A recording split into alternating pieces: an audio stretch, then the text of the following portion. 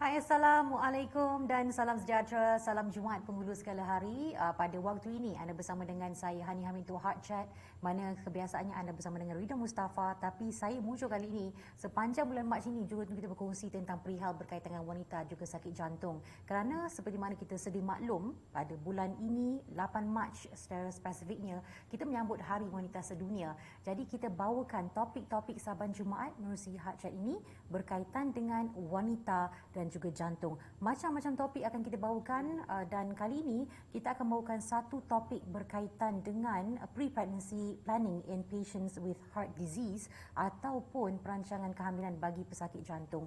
Kerana kita semua nak mengandung secara normal, lahirkan anak secara normal, tetapi banyak perkara yang perlu dititik beratkan oleh seseorang wanita itu yang ada penyakit jantung untuk anda mengandung. Jadi perkara ini yang akan diulas lebih lanjut bersama-sama dengan tetamu kita pada waktu ini, iaitu kita bawa Dr. Gita Kanavelu, Senior Consultant Pediatric Cardiologist ataupun Pengacara Perunding Jantung Kanak-kanak Institut Jantung Negara IJN. Apa khabar, Doktor? Khabar baik, Hani. Ya. Selamat petang. Selamat petang, Doktor. Selamat petang kepada semua penonton Heart Talk hari ini. Ya, baik. Dan dalam masa yang sama juga kita alu-alukan kepada anda yang ingin bertanya sebarang soalan atau ingin berkongsi pandangan, silakan anda boleh saja berinteraksi dengan kami melalui ruangan komen di Facebook dan juga jangan lupa like dan juga share siaran langsung kita pada waktu ini. Okey, soalan pertama sekali tentulah kita nak tanya kepada doktor, adakah selamat untuk seseorang wanita tu yang mempunyai masalah jantung untuk mengandung, doktor? Secara keseluruhan, seseorang wanita yang ada masalah jantung ni adalah baik untuk dia berbincang dengan pakar jantung dia sebelum dia mengandung. Sebab risiko mengandung ini berbeza antara satu dengan lain. Sebab penyakit jantung pun berbeza-beza kan. So risiko mengandung ini mengikut jenis penyakit jantung dia, dan kadang-kadang dua orang mungkin ada penyakit jantung yang sama tapi seorang mungkin ada komplikasi lain macam tekanan paru-paru tinggi, injap bocor, fungsi jantung kurang. So risiko pesakit kedua itu lebih tinggi. Dan secara keseluruhan kita juga kena memeriksa sama ada pesakit yang ada masalah jantung ni ada penyakit lain. Kadang-kadang ada darah tinggi, kencing manis, penyakit asma atau thyroid, dan ini semua pun ada kesan ke atas penyakit jantung asal dia. So kita selalu nasihatkan semua wanita walaupun tidak ada penyakit jantung, malah apalagi kalau ada masalah jantung, untuk merancang kehamilan mereka supaya sebelum mereka mengandung keadaan kesihatan dia keseluruhan sihat. So kita panggil ini zero trimester, sebelum mengandung. Sangat penting kerana ini melibatkan dua nyawa, nyawa ibu dengan nyawa bayi. So untuk pasien yang ada masalah jantung ni, mengapa ini sangat penting? Sebab saya nak tunjuk slide ni. Ini ialah apa yang kita kata confidential inquiry into maternal deaths. Artinya data daripada kerajaan berkaitan dengan kematian ibu yang hamil. Dan untuk tahun 2019 kita ada 21.1 per 100,000 live births. Live birth artinya bayi yang hidup. So dalam mengandung kematian ini kita akan asingkan kepada dua kumpulan besar. Satu ialah direct deaths. Direct deaths ini maksudnya seseorang wanita yang hamil mati disebabkan oleh masalah obstetrik atau berkaitan dengan kehamilan. Dan kita ada indirect deaths. Indirect deaths dia mati disebabkan oleh penyakit lain. Dan kalau Hani tengok yang graf warna hijau di atas tu, itu ialah penyakit jantung. So penyakit jantung merupakan sebab utama mengapa seorang wanita hamil mati dalam kumpulan indirect deaths. Dari 50 hingga 75% kematian indirect deaths adalah disebabkan oleh penyakit jantung. Tinggi juga jumlahnya. Ya, itulah sangat penting untuk seorang wanita itu merancang. Okey. Baik, dan apa perkara yang perlu dititik beratkan dan disenaraikan oleh seseorang wanita yang punya penyakit jantung dan juga pasangannya sebelum mereka merancang kehamilan, doktor? So, yang penting ialah perancangan ini atau perbincangan pasal mengandung ini bermula semasa remaja. So semasa budak itu remaja dan sebelum dia jadi dewasa, kita kena bincang dengan mereka penyakit jantung dia dan apakah risiko dan yang dia perlu berbincang dengan doktor sebelum dia mengandung. Sebab kadang-kadang pesakit kanak-kanak ini mereka tidak tahu pasal penyakit jantung dia. Perbincangan semua dengan ibu bapa. So sebelum mereka masuk ke jadi dewasa, kita mesti bincang dengan mereka yang mereka kena merancang kehamilan mereka. Dan 3 hingga 6 bulan sebelum seseorang wanita itu plan berkahwin sebelum perkahwinan dia, dan lepas tu 3 hingga 6 bulan sebelum mereka merancang untuk mengandung, dan selepas telah melahirkan anak sebelum merancang kandungan kedua atau pregnancy kedua, kehamilan kedua. So inilah masa yang sangat penting untuk seseorang wanita itu bincang pasal penyakit jantung dia dan risiko untuk mengandung. Dan bila mereka datang dan jumpa kita, ada banyak perkara yang kita akan bincang dengan dan periksa. Satu ialah penyakit jantung dia. Kita akan assess penyakit jantung dia, apakah tahap risiko, apakah tahap pesakit itu. Sebab kadang-kadang pesakit ini dia masa rehat sihat, tapi bila kita suruh buat exercise, naik tangga, buat aktiviti, bertambah penat. So kita kena suruh mereka buat exercise test semua untuk tengok keupayaan dia untuk mengandung. So inilah dari segi penyakit jantung. Kita kena also buat ujian-ujian berpatutan macam ultrasound, tek darah semua. Dan dia juga kita kena check untuk masalah lain macam adakah pesakit ni ada kencing manis yang sudah dikawal, apakah berat badan, sebab obesity pun ada isu dia masa mengandung, adakah pasien ni ada makan apa-apa ubat-ubatan. Sebab setengah ubat itu masa mengandung itu berbahaya untuk bayi. So kita kena plan ubat-ubat ini. Kita juga kena tahu penyakit cerita sejarah sebelum ini. Adakah pesakit ini sebelum ini susah untuk mengandung? Adakah dia banyak keguguran? Adakah dia kehilangan bayi semasa dia mengandung? So benda-benda ini sangat penting untuk kita bincang sebelum seseorang itu boleh mengandung. Dan keluarga, kalau ada masalah anak yang ada sindrom dalam keluarga, sebab setengah ni dia keturunan. So kita kena bincang dengan dia. Dan lepas tu kita kena pasti keadaan dia sihat. Kalau dia merokok, kita kena kata berhenti merokok, kena makan vitamin yang berpatutan macam folic acid, penjagaan gigi penting. And then kita kena suruh dia healthy lifestyle, buat aktiviti dan buat exercise. So semua ini kita akan buat semasa kita jumpa dia dalam perancangan pra-mengandung kaunseling ni. Okey, benda ni boleh dirancang tapi sangat penting untuk ada kesedaran dalam kalangan wanita yang mempunyai masalah jantung sejak awal lagi dah tahu, nanti bila dalam perjalanan untuk berkahwin nanti kena berbincang juga dengan keluarga dan juga pasangan bakal suami tersebut. Betul. Jadi untuk anda berbicara tentang perkara ini dan mungkin ada banyak penyalahan yang akan perlu dititikberatkan dan perlu pasangan itu tahu sebelum anda merancang berkahwin dan juga mengandung. Okey, dan apa sebenarnya bentuk penilaian yang dilakukan oleh pakar kepada pesakit jantung yang ingin hamil? So bila kita jumpa ibu dan kita telah pre-counselling ni, kita akan ambil semua benda, cerita, dia punya pemeriksaan, dia punya ujian, semua kita akan masuk dan assess dan masukkan kepada apa yang kita panggil risk stratification. So risk stratification ni kalau kita tengok slide, dia dibahagi kepada 4 risk. Ini dia mereka split kepada 2, 3 dalam satu risk. Tapi kebanyakan ni 1, 2, 3 dan 4. Dan ini ialah modified WHO World Health Organization classification.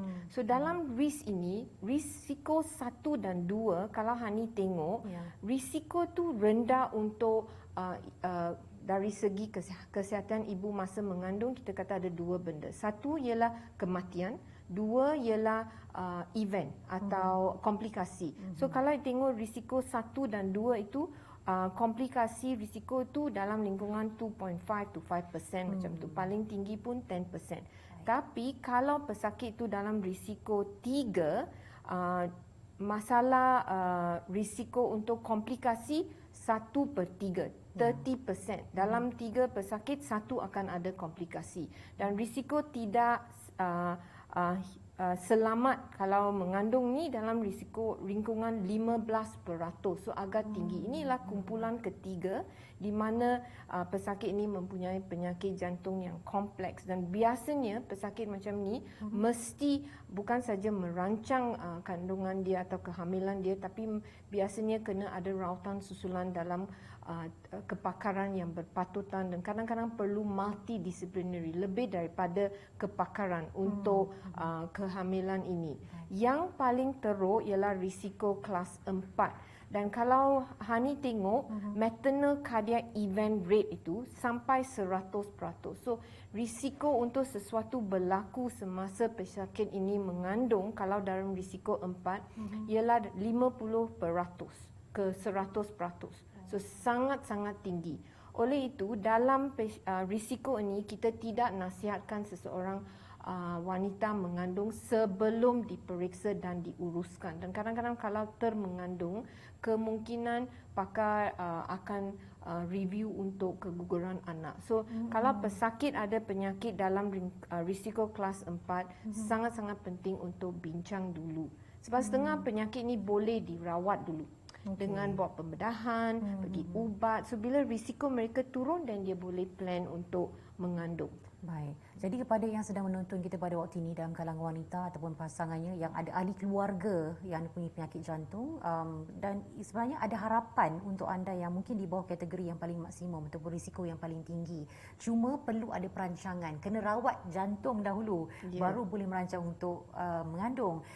Cuma adakah kebiasaannya pesakit yang mengalami masalah jantung yang kita ambil yang ringan terlebih dahulu, doktor, dan tidak mengambil sebarang ubat untuk merawat kegagalan jantung ataupun antibiotik pencegah contohnya, boleh hamil dengan selamat ataupun masih lagi perlu melalui fasa-fasa pemeriksaan, penilaian dan sebagainya? So secara keseluruhan kebanyakan pesakit ini boleh mengandung dengan selamat.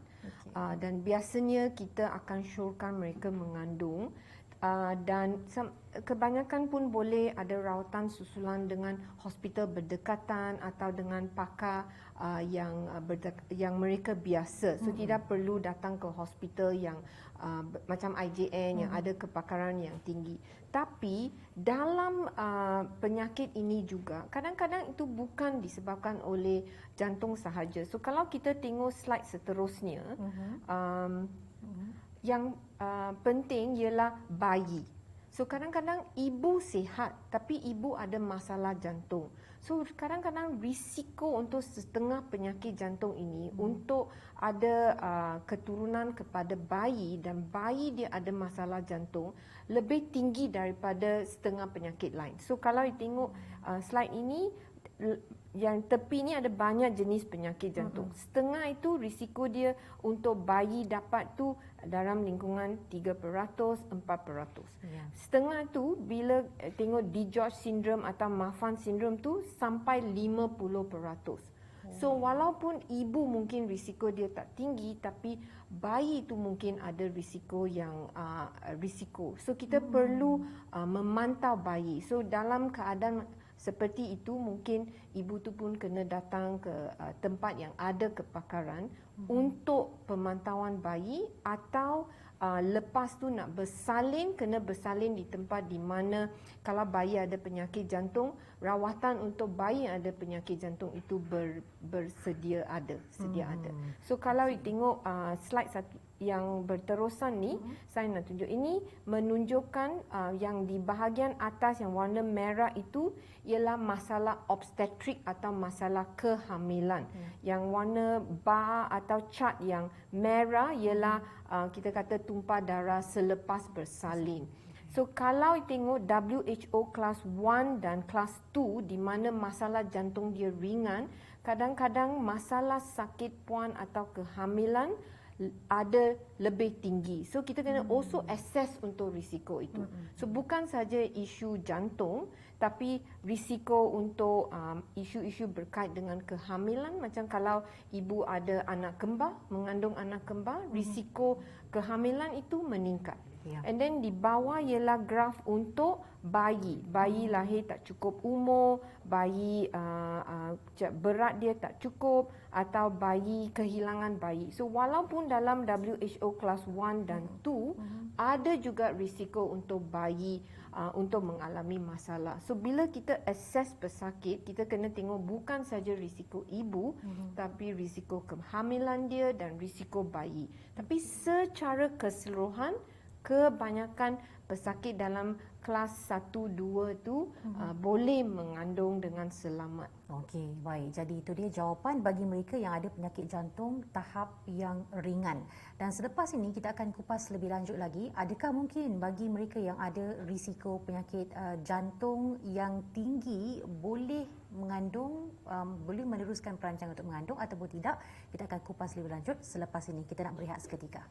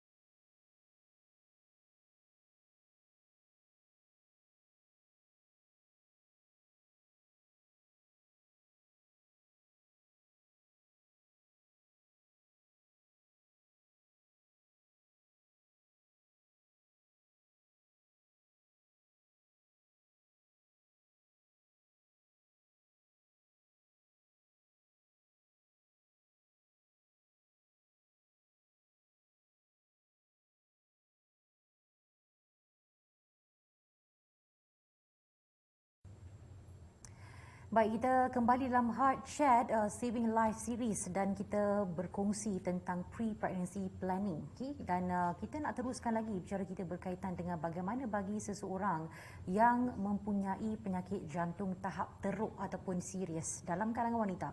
Adakah wanita tersebut punya harapan untuk mengandung, dan jika boleh, apa sebenarnya langkah yang boleh dilakukan, dan jika tidak, apa mungkin kebarangkalian risiko yang bakal ditempuh? Kita nak tanya soalan ni kepada doktor kita. Bagaimana agaknya, doktor? So untuk seseorang wanita mengandung ini ialah kita kata macam natural. So semua wanita ada keinginan untuk mengandung. And then dalam keluarga, anak pun sangat penting untuk perkahwinan, untuk family.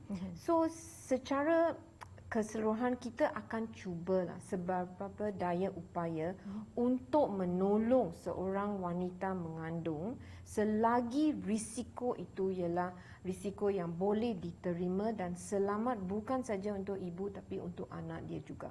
So dalam kumpulan kelas 4 yang kita kata risiko tinggi itu ada dua jenis penyakit di sana. Satu ialah penyakit jantung yang boleh dirawat dulu. Sama ada pesakit ini macam injap yang sangat-sangat sempit. So bila ada injap yang sempit, pesakit ini tidak boleh mengandung sebab masa dia mengandung, keupayaan jantung untuk menampung ibu pun susah.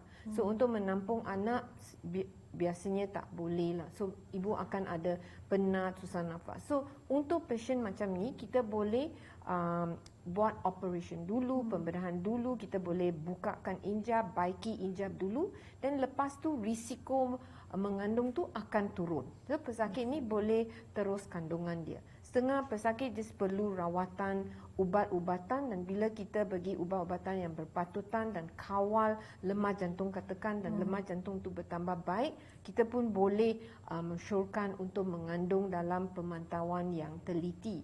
Tapi ada sekumpulan penyakit macam kita kata tekanan paru-paru tinggi, pulmonary hypertension. Kebanyakan pesakit yang ada penyakit tekanan paru-paru tinggi ni dalam risiko yang agak tinggi, dan penyakit ini biasanya pesakit tidak boleh menampung kandungan sampai cukup bulan. So untuk penyakit ini kita perlu bincang dengan pesakit dengan suami dia untuk kita kena tengok secara keseluruhan. Kita tidak boleh label semua orang sama. Kalau ada 3 orang dengan penyakit tekanan paru-paru tinggi, kita tak boleh kata, oh, tekanan paru-paru tinggi kelas 4 tidak boleh mengandung. Kita tidak boleh buat macam tu. Setiap individu So berbeza-beza. each individu kita kena assess dengan teliti, kita kena review, kita kena prepare, dan mungkinlah kalau risiko itu terlalu tinggi, ya mungkin kita tidak boleh membenarkan wanita ini mengandung sebab boleh membahayakan nyawa dia. Tapi kalau risiko itu rendah, kan penyakit tekanan paru-paru ini telah dikawal, telah buat rawatan dan risiko itu tak tinggi, mungkin kita boleh menolong wanita ini mengandung dalam risiko yang boleh diterima dan pemantauan yang sangat-sangat rapi. So semua mesti individualized. Kita kena tengok keadaan ibu, keadaan penyakit dia, dan kita kena rawat seperti yang berpatutan. Ya, jadi harus buat penilaian dan juga pemeriksaan awal terlebih dahulu sebelum buat macam kehamilan. Tetapi bagi seseorang wanita itu yang contohnya dia dah tahu dia mempunyai risiko yang sedemikian, dia cuba untuk kawal untuk tidak mengandung, dan perancangan Tuhan yang doktor, jika wanita tersebut tiba-tiba saja hamil tanpa sengaja, apa yang perlu dilakukan? Yang paling penting ialah kalau pesakit itu sudah tahu yang dia ada masalah jantung. So dia sudah tahu dia ada masalah jantung, mungkin dia tahu inilah masalah jantung yang kompleks dalam lingkungan kelas 3 dan 4. Kalau dia termengandung, yang paling penting ialah cepat panggil doktor dia, buat appointment, jumpa doktor seawal yang boleh. Supaya satu, kita boleh buat penilaian yang teliti dan kita boleh buat keputusan sama ada pesakit ini boleh teruskan kandungan ini ke tak, dan kalau pesakit ini boleh teruskan kandungan dia, apakah rawatan yang kita kena bagi supaya kehamilan ini berjaya. Dalam setengah pesakit mungkin kena masuk ward awal, kena start ubat awal. Setengah pesakit dia yang sakit jantung biru, kadang-kadang kita kena ada home oxygen. Setengah pesakit kita kena duduk dekat ward sampai bersalin. So tapi kalau pesakit datang lambat, kadang-kadang kita tidak ada peluang untuk buat keputusan ini atau rawatan yang berpatutan. Untuk setengah pesakit yang tidak boleh teruskan kandungan ini sebab risiko dia terlalu tinggi, kalau mereka datang awal, kita juga boleh bincang dengan pesakit, dan kalau perlu termination of pregnancy, kita kata untuk keguguran, kita boleh buat awal lebih selamat daripada kalau kandungan ini telah melarat lebih 23-24 minggu, dan susah sikit untuk kita nak plan untuk keguguran juga. So planning tu sangat penting, so datang awal. Baik doktor, tapi dalam masa yang sama, doktor pakar akan memberikan nasihat sama ada boleh teruskan ataupun tidak. Sekiranya seseorang wanita itu ia meneruskan juga kehamilan, dia kata tak apa doktor, saya sanggup melalui risiko tersebut, apa yang akan berlaku kepada jantung ketika kehamilan itu? So saya ada satu slide untuk tengok kesan mengandung. Ini ialah slide ini ialah untuk menunjukkan kelas tu. Kalau kelas risiko 1 dan 2, pesakit boleh ada rawatan susulan dekat hospital yang berdekatan, tapi mesti ada satu rawatan susulan dengan pakar jantung supaya kita boleh, macam saya kata, individualized care plan. So kita boleh nasihatkan doktor yang asal dia apa yang kena jaga, sebab mengandung ni benda berubah-ubah. Mungkin awal kandungan tak ada masalah, tapi bila umur kandungan tu meningkat, masalah mungkin terjadi. So kita kena warn dia punya doktor, follow up untuk benda-benda nanti pesakit pun tahu apa yang dia kena follow.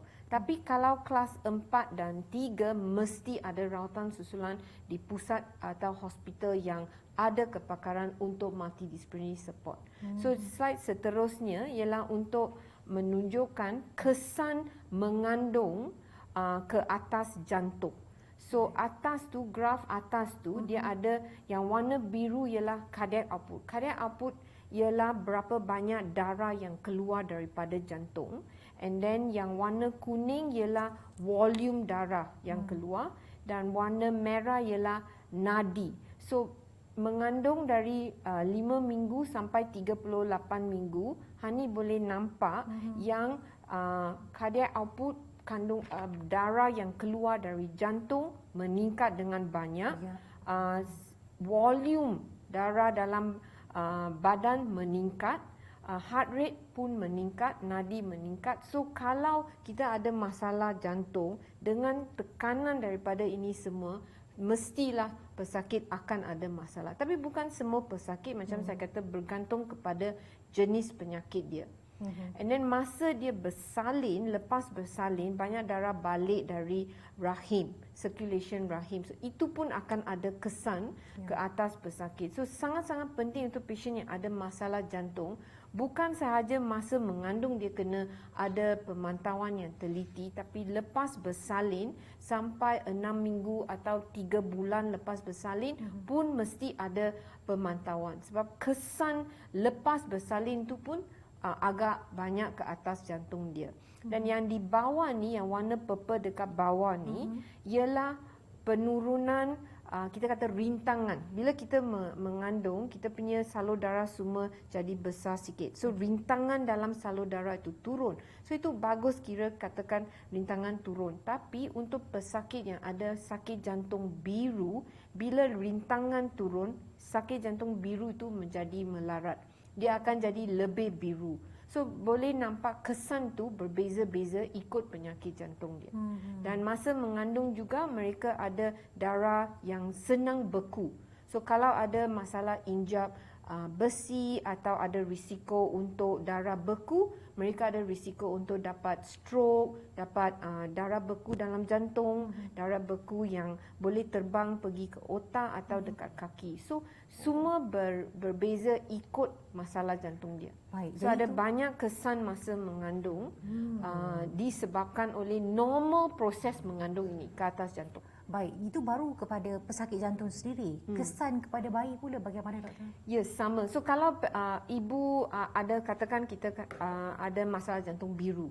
So kalau penyakit sakit jantung biru, oksigen untuk ibu pun tak cukup.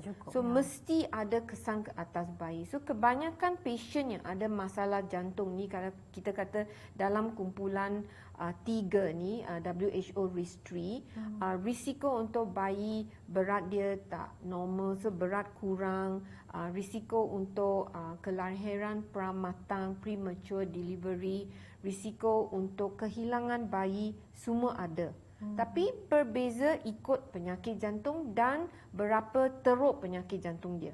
So secara keseluruhan, pesakit yang dalam risiko 1 dan 2 biasanya tidak ada banyak sangat masalah.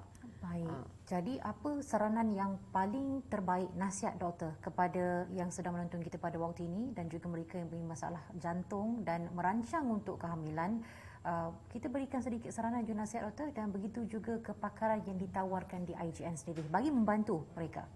So yang penting ialah untuk saya, kalau pesakit itu tahu dia ada penyakit, wanita tu tahu ada penyakit jantung atau ada sejarah, mungkin ada ibu bapa dia kata, oh dulu awak ada masalah lubang dalam jantung, yang dia tidak pasti tapi ada sejarah atau cerita-cerita, atau kalau dia ada family history, keluarga yang ada macam setengah penyakit yang berketurunan, macam Marfan syndrome, atau Turner syndrome, atau penyakit injap, atau ada penyakit jantung, berlubang dalam keluarga dia. Dan pesakit-pesakit ini mesti, untuk saya sangat penting untuk seseorang wanita tu tahu pasal penyakit dia.